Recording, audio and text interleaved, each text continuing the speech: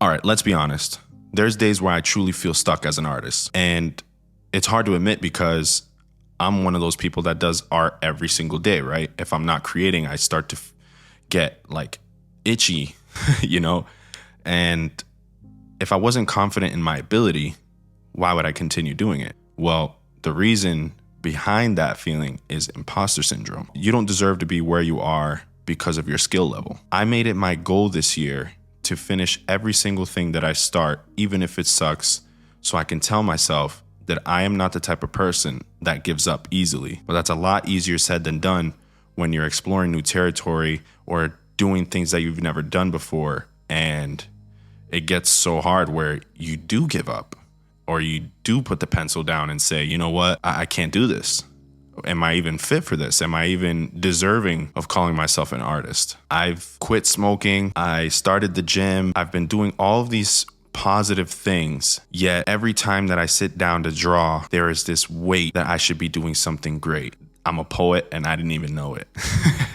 No, seriously though, there's this weight where I feel like I just have to sit down and do something great every single time that I draw. I do a lot as an artist. I wake up at 5 a.m. I take a class in the morning. I do my studies as soon as I wake up. Yet I still feel like I'm not doing enough. But one of the best things I started doing was reading books about mindset. Once you start to shift your mindset, you start to ask yourself real questions. Is it money? Is it likes and comments or views? Like, what is it? Why do I feel like I'm not good enough? Maybe it's because of the job that I'm working and I'm not doing art full time. So I feel like I'm a fraud and I'm not really a real artist. Or maybe it's the isolation of being in my studio all the time alone. Even with my partner at home, I still find myself in my studio alone a lot of the time where it's just me and my thoughts and it gets heavy. People start to be afraid to talk to you because you're always busy. Or maybe the people that do reach out to you and say, hey, what you been working on? You show them the art that you've been putting your heart and soul into, and it just seems like they don't care. That's what really makes you feel like an imposter. It can make you feel like a fake or that people just don't really care about what you do. You are capable as an artist because the only imposter is the one who says they do something they're not doing. And if you are waking up to draw every single day, you deserve to call yourself an artist. When you start to change, your perception of the people around you also starts to change. Last year, I was given the opportunity to teach high school students how to animate over the summer. It was a 5-week program, and I'll start with how I got the opportunity in the first place. I work in the supermarket as a meat cutter, right? It's the worst job in the world, but I gotta pay my bills. I gotta keep the lights on in the studio. My old English teacher came up to me and said, hey, I don't want to see you working here anymore. Do you want to spend the summer teaching students at the high school how to draw? And I was all for it. I was like, yeah, I would love to teach the kids how to animate. Like, that's awesome.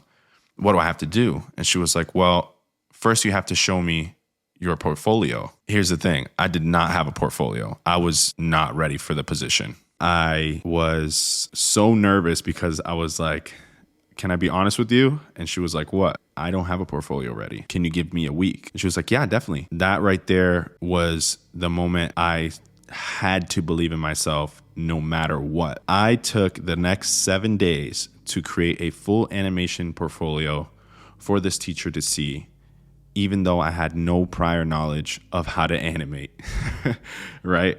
I went on Procreate. I watched a bunch of tutorials like Aaron Blaze and Modern Day James and all of these different amazing animators who teach great classes, teach me how to animate, and I can come up with this BS portfolio in a week, right? But that's what I did. I sat down every day, every night, and I worked towards it, and I came up with the portfolio right on time. It wasn't until I walked into the animation classroom where it got really real.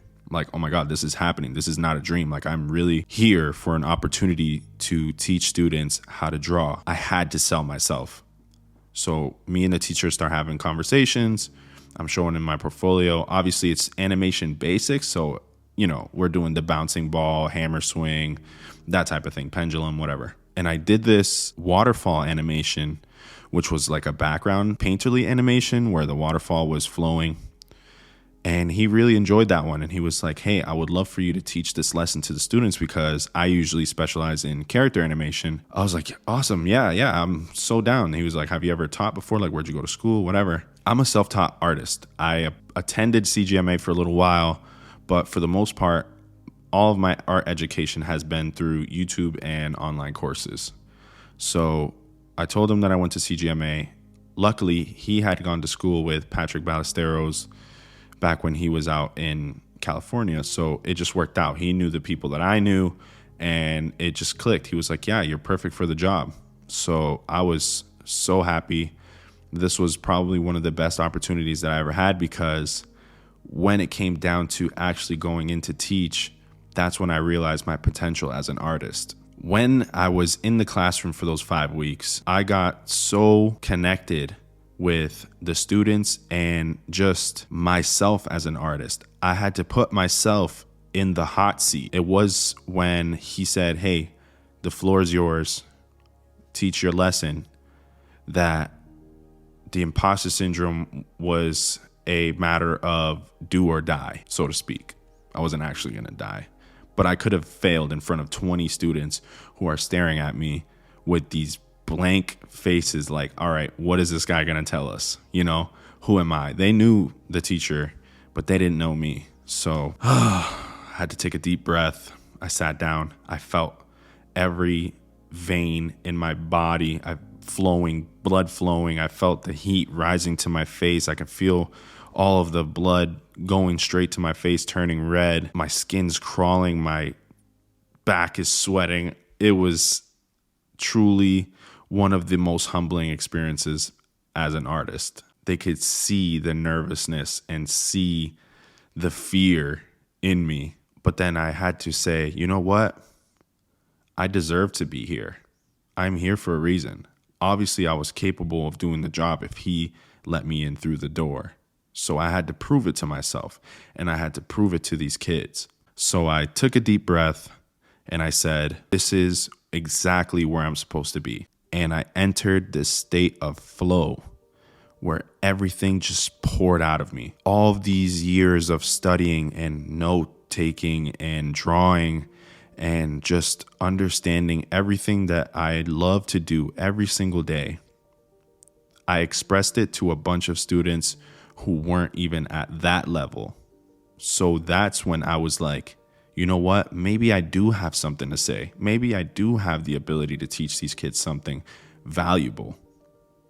And I went on and I taught the lesson, and it was a success.